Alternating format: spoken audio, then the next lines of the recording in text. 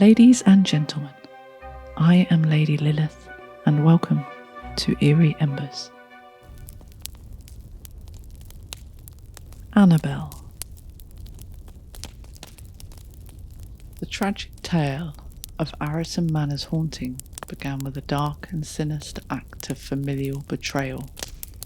Barnaby Lee, a prominent member of a wealthy landowning family, lay bedridden in his grand estate during the Elizabethan era. His health was failing him. Little did he know that his own son, John, harboured nefarious intentions fueled by greed and ambition.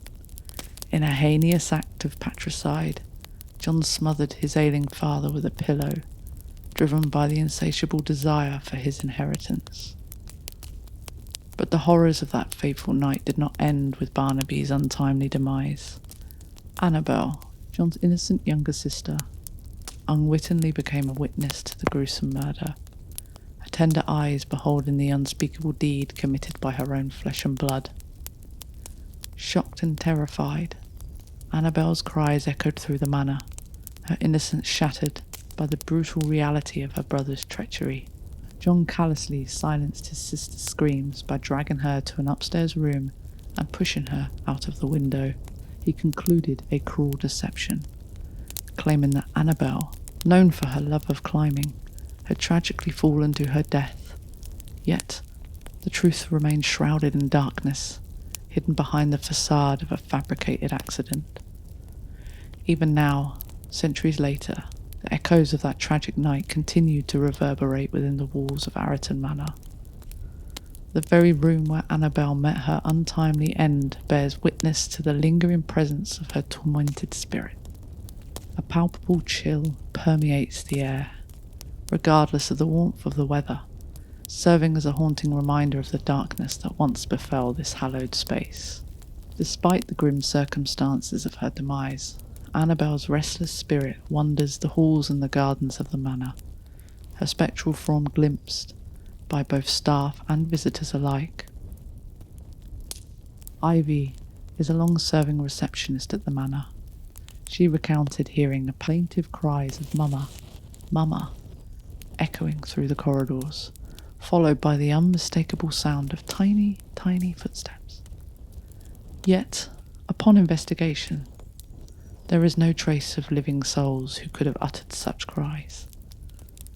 One autumn night, Ivy's encounter with Annabelle reached a chilling crescendo as she beheld the ghostly apparition of the young girl standing atop the main staircase.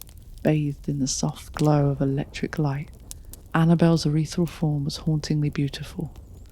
Her blue dress, adorned with delicate ribbons, as her fair curls cascaded around her angelic face. For a fleeting moment, time stood still, as Ivy gazed upon the spectral vision before it faded into the darkness, leaving behind only a lingering sense of sorrow and longing. And so the tragic tale of Annabelle Lee, forever entwined with the history of Arreton Mannor, serves as a reminder of the darkness that lurks beneath the surface of human nature and the enduring power of the restless spirit seeking solace in a realm of the living. As one would expect from a manor steeped in centuries of history, Arreton Mannor boasts a plethora of spectral inhabitants, each with their own mysterious presence felt throughout the estate. Among them is a figure cloaked in silvery grey, whose ethereal form is often accompanied by the sweet fragrance of spring flowers, a scent so potent it lingers in the air long after the apparition has vanished. Legend has it this ghostly aroma harkens back to the days when Arreton was under the ownership of the Abbey of Quor, invoking memories of incense and solemn chants of long-departed monks. But the spectres of Arreton Mannor are not confined to the realm of scent alone. Another ghostly presence roams the halls, appearing as a woman clad in a tight-waisted, puff-sleeve dress in a deep cherry red, her long curly black hair cascading around her face. She moves with an otherworldly grace, her features forever veiled in shadow, leaving her identity shrouded in mystery. The late Court Slade de Pomeroy, former owner of the manor experienced firsthand the enigmatic nature of its spectral inhabitants. Often awakened by mysterious rappings on his bedroom door, Count Slade found himself confronted with the inexplicable, with no discernible source of the disturbances. Ivy, a medium who was intimately familiar with the manor's hauntings, offered her insight into these peculiar occurrences, attributing them to the presence of spectral monks who roamed the halls with unseen footsteps. When the Slades eventually departed after a quarter of a century, the new owners discovered the manor's ghosts seemed unsettled by the changes. Staff members reported encounters with spectral monks haunting the tea rooms, their ethereal presence causing a stir amongst the living. Despite initial feelings of unease upon their arrival in 1984, the new owners soon found themselves acclimated to the eerie atmosphere of the manor. Yet the ghosts persisted, their manifestations ranging from the overpowering scent of old-fashioned tobacco smoke to the haunting sound of a lame ghost tapping its way upstairs. Even guests staying in the west bedroom with its majestic carved four-poster bed were not immune to the spectral activity. Startled one night by a dark-haired woman gliding across the room in a white shift, they watched in astonishment as she passed through the window, disappearing into the night. Such encounters serve as a testament to the enduring presence of the Arreton Mannor's ghostly inhabitants, their ethereal presence weaving seamlessly through the tapestry of time and memory.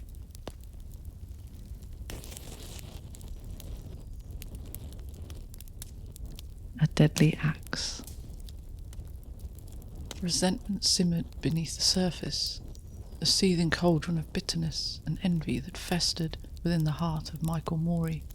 His once nimble limbs, now bent and weathered with age, swung the axe against a mighty oak and sturdy elm, each blow a testament to his toil and servitude. Yet while the trees fell to line the pockets of his master with gold, only meagre coppers found their way into Morley's calloused palms. On that fateful day, as the weight of his burdens bore down upon him like a heavy cloak, Moley returned to his humble cottage to find his grandson absent, delayed by youthful whims and fleeting desires, and was late for his evening meal. It was the final straw, the spark that ignited the tinder of his resentment. With a curse upon his lips and the glint of madness in his eyes, Moley seized his axe, its blade honed to a razor's edge, and unleashed a fury of violence upon the unsuspecting youth. Blood dark and viscous stained the floor, seeping into the very heart of the earth. The walls, once bare and withered, now bore witness to the crimson tide that flowed from flesh torn. In a desperate bid to erase evidence of his heinous crime, Moley decided to turn his evidence to ash. He fed the flames until they danced upon the rafters, consuming all in their path with their hunger. Yet his attempts to conceal his sin proved futile. His brooding resentment lay bare for all to see. Whispers of his dark deeds spread like wildfire, carried upon the lips of gossiping tongues and fueled by the ale-soaked confessions. It was not long before the long arm of justice reached out and ensnared him in his grasp, dragging him from his hideaway like a wounded animal. This is the popular and best-known version of the story of Michael Moley, the murderous woodcutter, and the tale of his dark deed has become part of island folklore. But as the story has been handed down through the years, facts and fiction have been distorted and blurred. There is no question that Moley did exist, and that his crime was even nastier than accepted account would have us believe. According to a researcher, Michael Moley killed 14-year-old James Dove in cold blood. An account of the trial at Winchester Assizes on the 19th of March 1737 has been revealed. The chilling tale of an Isle of Wight elder stands as a grim testament to the depths of human depravity. Contemned for the heinous murder of his own grandson, a boy of tender years, an old man's descent into darkness unfolded with a cruelty unmatched by any mortal hand. From the moment of the child's birth, he had been nurtured and raised by the very hands that will one day snuff out his innocent life. Yet in a moment of unfathomable rage and betrayal, the bond of kinship was shattered as the old man's wrath consumed him. Under the guise of a mundane errand, at 6 o'clock on a bright June morning, he lured the unsuspecting boy into the depths of a wooded glen, his heart blackened by the sinister purpose. With cold calculation, he wielded a billhook. In a frenzy of violence, he struck down the young man, his blows rendering flesh and bone with savage abandon. With a macabre precision, he severed the boy's head and dissected his fragile form. And then, with callous disregard of life, he concealed the evidence of his monstrous deed within 2 leather cases, a weight of a burden upon his shoulders as he retreated into the shadows of the forest. The echoes of his crime reverberated through the land, a chilling reminder of the darkness that lurks in the hearts of men. And as justice sought its retribution, the old man's name would be forever etched in infamy, a cautionary tale of the unfathomable depths in which humanity can descend. In the wake of his heinous act, Michael Moley retreated to the shadows. By returning home without the boy, and his guilt a heavy burden upon his soul, as whispers of suspicion began to swirl among the neighbours, he sought refuge in the sanctuary of silence, his heart heavy with the weight of his crimes. But fate, relentless in its pursuit of truth, would not be denied. A search of Maury's belongings uncovered damning evidence. A bloodied shirt, stained with the mark of his sin. Yet, despite the damning proof, the charred remnants of the house in Burnt House Lane offered no solace to those seeking closure. This house did not belong to Morley, as the stories had suggested. Months passed, and the oppressive heat of summer cast its relentless gaze upon the land. It was not until October, when the sun had scorched the earth and withered the leaves, that the truth was finally revealed.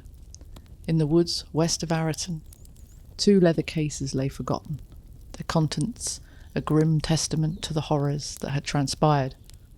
Among the decaying remnants, a stained rusty billhook bore witness to the violence that had torn a young life asunder.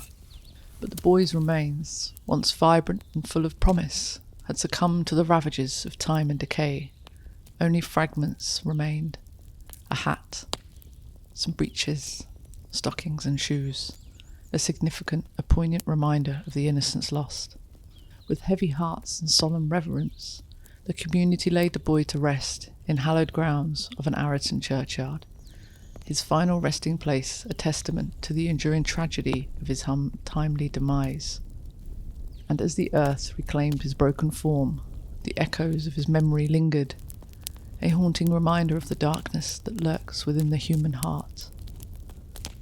During his brief trial, Michael Moley made little attempt to explain himself or confess. Sentence was passed that he was hanged within the hour. If ever a ghost walked, his should, and of course it does. In the shadows of Newport, where the echoes of the past linger like whispers on the wind, the ghost of Michael Moley roams, a spectre of darkness, condemned to walk the earth for all eternity. With a deadly axe upon his shoulder, he trudged down the desolate path of Burnt House Lane, his presence a chilling reminder of the horrors that unfolded within its forsaken depths. But it's not only the confines of Burnt House Lane his restless spirit roams. In the vicinity of Gallows Hill, near the Hare and Hounds Inn, his phantom form is said to wander, a silent witness to the grim spectre of death that once hung heavy upon the land. Among the rafters of the inn, a grim relic stands as a silent testament to Maury's final moments. A crossbeam from the old gibbet, its notch marking the date of his execution. Yet the skull once displayed as a grim trophy is not his own, the origin shrouded in mystery and ancient legend.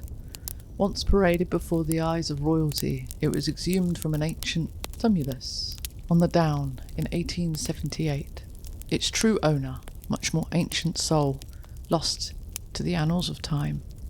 And so, as the ghost of Michael Moley continues to wander the lonely paths of Newport, his presence a haunting reminder of the sins of the past, his restless spirit serves as a cautionary tale to those who dare to tread the dark and winding roads of history. In an eerie moonlight, that bathed Burnt House Lane in its silver glow, an old islander pedalled his way through the stillness of the night, the gentle hum of his bicycle the only sound to break the silence. Yet as he rounded a bend in the road, his eyes widened with disbelief at the sight that greeted him. A lone figure towards him, emerging from the shadows as if conjured from thin air, cloaked in tattered garments and clad in leather leggings and a worn jerkin. The mysterious stranger cut a haunting figure against the moonlit landscape. His hat, a floppy black thing adorned with a feather or two, lent one air of unworldly mystery to his appearance, while a large axe, its blade wrapped in cloth, rested heavy upon his shoulder. As the islander drew closer, a sense of unease settled over him, his heart quickening with each passing moment. Yet despite his mounting apprehension, he pressed on, drawing nearer to the figure with each turn of his pedals. And then, in the blink of an eye, the stranger was gone, vanished into the night without a trace. Stunned and bewildered, the old islander glanced back over his shoulder, searching for any sign of the mysterious apparition that had abruptly vanished from his sight. But there was nothing. Only the empty expanse of Burnt House Lane, bathed in the pale light of the moon. With trembling hands and a racing heart, the old islander pedalled back to Newport, his mind awash with questions and his soul haunted by the fleeting glimpse of a ghostly presence that defied explanation.